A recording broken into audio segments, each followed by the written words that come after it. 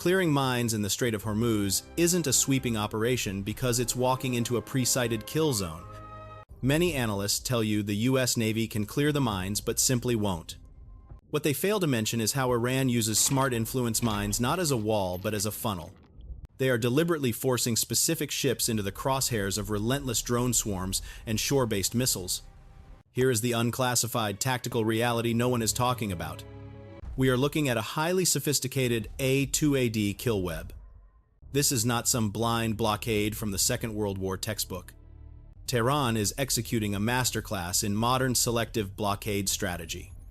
Do not think of this operation as a traditional World War II blockade where everything is blown to pieces. The reality is that modern bottom mines don't need to be physically touched by the hull of a passing vessel. They are programmed to detonate only when they detect the specific acoustic and magnetic signature of a hostile warship.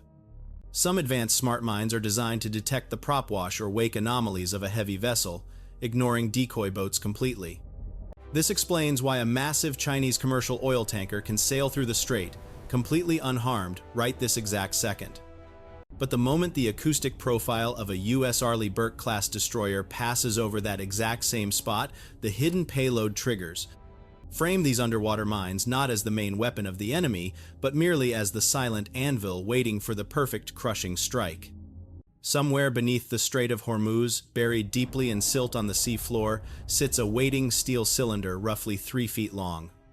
No radar sees it, no satellite detects it, it emits no signal, generates absolutely no heat, makes no sound, and it simply waits.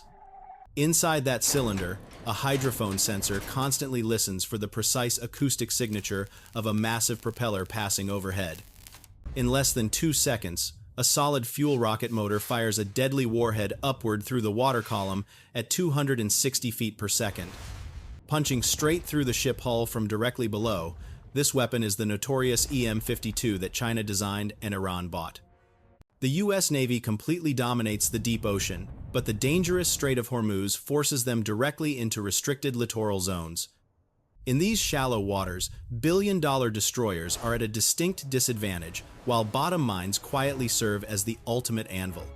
If the stealthy EM-52 mines acting as the anvil wait patiently below the surface, we must now turn our attention to the falling hammer.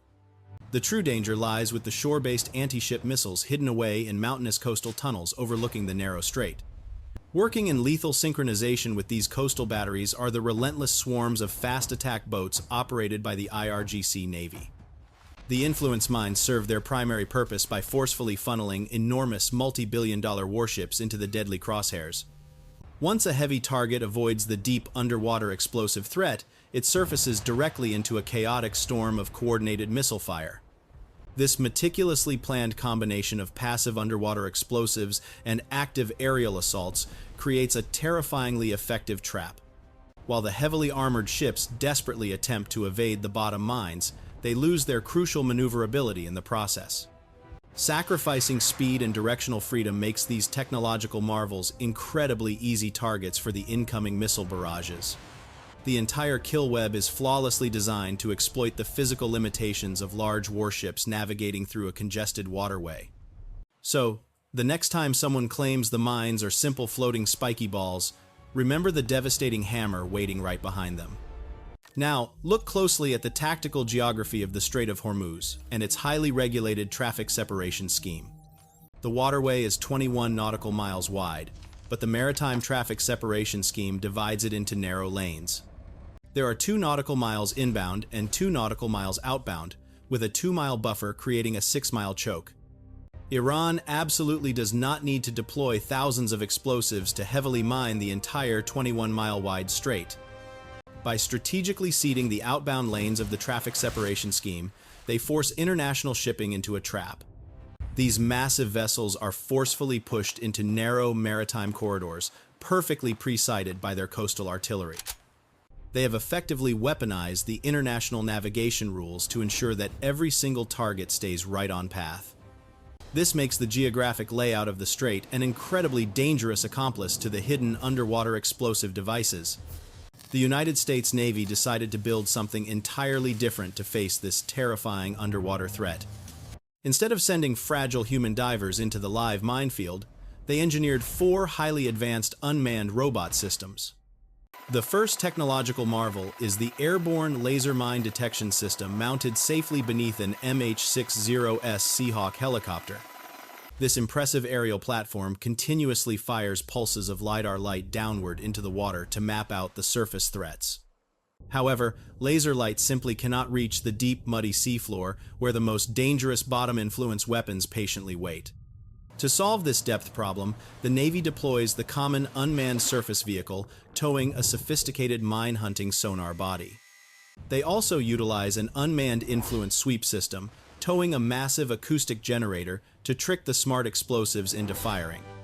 Finally, a small, expendable underwater drone called Archerfish is deployed to deliver a shaped explosive charge to the exact target. This entire clearance chain sounds like an invincible technological shield when you read about it in a sanitized Pentagon briefing. But deploying these slow machines into a contested strait without absolute air superiority is nothing short of a tactical delusion. Transitioning from the safety of a testing facility to the harsh reality of a contested strait reveals a massive operational vulnerability. Deploying slow MH-60S helicopters or large MH-53E Sea Dragons to scan the water makes them incredibly easy targets for the enemy forces. These critical airborne assets are completely defenseless against layered Iranian air defense networks and terrifying suicide drone swarms. The tactical situation is equally disastrous for autonomous underwater vehicles and those highly praised unmanned surface-sweeping vessels. Because these advanced robotic systems are completely unarmed and travel at very slow speeds, they are easily hunted by coastal artillery. This shows the complex friction of modern warfare that those slick military sales pitches and sanitized defense briefings deliberately hide. You cannot successfully clear a vast minefield while enemy missiles and hostile speedboats relentlessly hunt your robotic sweeping vessels. The advanced sweeping tech is utterly useless if your delivery platforms are violently blown right out of the sky and the contested water. Deploying slow-moving minesweepers without establishing complete force protection from shore-to-ship missiles is a suicide mission. The naval commanders are fully aware that sending these defenseless scanning ships into the strait requires a massive protective bubble. You cannot simply order a specialized vessel to slowly map the murky ocean floor while it is actively being hunted by coastal batteries. This is exactly why the formidable USS Tripoli, carrying stealth fighters and thousands of Marines, must arrive to provide air dominance. Establishing that crucial defensive perimeter allows the highly vulnerable clearance vessels to execute their dangerous robotic sweeping. Without this heavy shield of overwhelming firepower protecting the flanks from land-based attacks, the entire operation completely fails.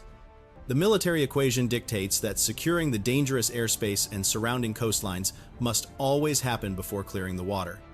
Attempting to reverse this logical operational order will only result in the tragic loss of billion-dollar ships and irreplaceable sailors.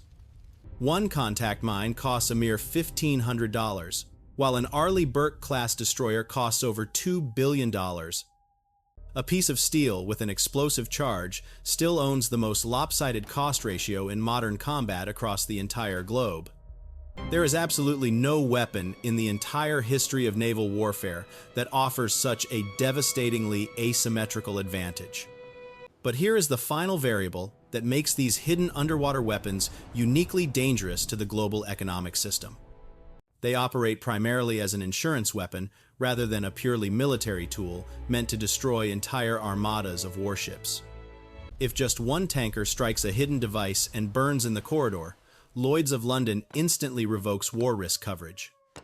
Every single commercial tanker operator on Earth will pull their highly valuable vessels out of the contaminated waterway. The Strait of Hormuz does not close by overwhelming military force because it ultimately closes entirely by market forces. The explosive device does not need to sink a massive military fleet when it can simply sink a corporate insurance policy. Fear only needs one successful explosive example to completely paralyze the entire global shipping industry in a single day. Sweeping the devices while Iran actively deploys new ones is exactly like mopping a flooded floor while the water faucet is still running. If the robotic vessels manage to clear 100 hidden devices, the enemy will simply deploy 200 more into the dark water. The maritime shipping corridor never actually opens, and the dangerous clearing operation never reaches a successful definitive conclusion. This tactical reality is exactly why the U.S. Navy logically decided to shut off the manufacturing faucet first through Operation Epic Fury. This aggressive military campaign has successfully destroyed 26 Iranian mine-laying vessels and completely obliterated their storage. Heavy bomber forces have systematically struck the covert production facilities located deep inside the hostile territory to stop the supply.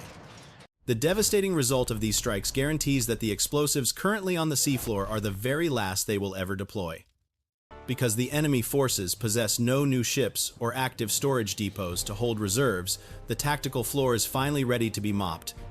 This brings us to the most fascinating and ironic variable that the majority of geopolitical analysts completely miss.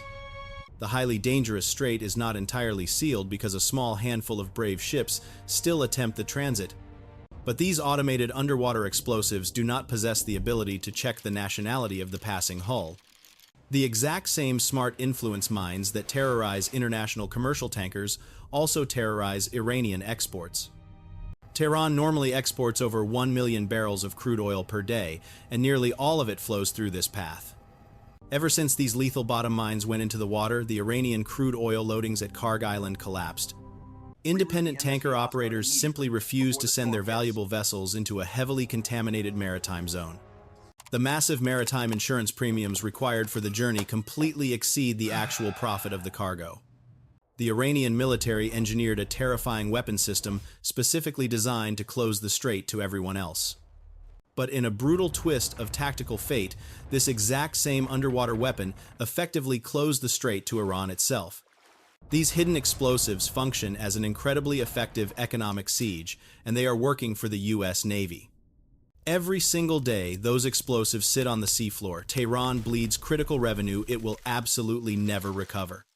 This brings us to the ultimate strategic reality that forces us to question the entire maritime security framework of the globe. Here is the billion-dollar strategic question that every serious military analyst and geopolitical strategist must ask themselves. If these explosive devices are hurting the Chinese oil supply right now far more than they hurt the U.S. economy, what is the next step?